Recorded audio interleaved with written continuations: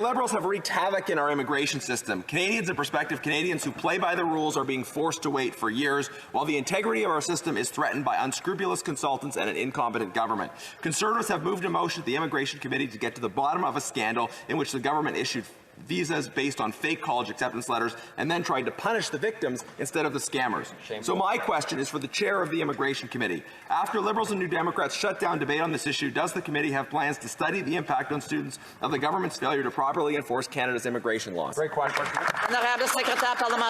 The Honourable Parliamentary Secretary to the Minister for Immigration, Refugees and Citizenship. Merci beaucoup, Madame la Présidente. Thank you very much.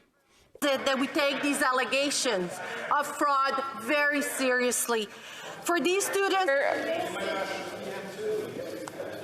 I have recognized the person. I recognize the individual that gets up to answer the question. The Honourable Parliamentary Secretary.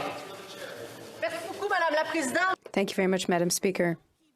For the opposition, who might want to listen to the answer, that we take these allegations very seriously. For these students who may have been victims of fraud, we want to make it clear. They can benefit from full due process. We're also cracking down on these bad actors who prey on our most vulnerable. Madam Speaker, we'll always be there for these vulnerable students, and we will be relentless in our efforts to clamp down on these dishonest consultants. I wrote an urgent letter to the Ministers of Public Safety and Immigration about 700 Punjabi international students who are victims of a targeted exploitation scheme.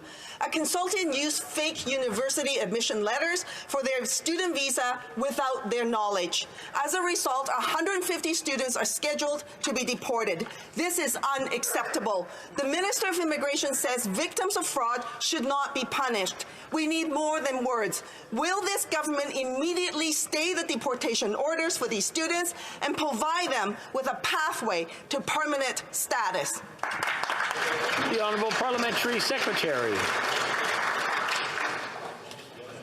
Mr. Speaker, let me be very clear. Our focus is on identifying culprits, not penalizing victims.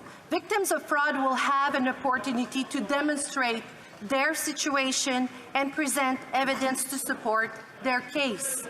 We recognize the immense contribution of international students that brings to our country, and Mr. Speaker, we will continue supporting them.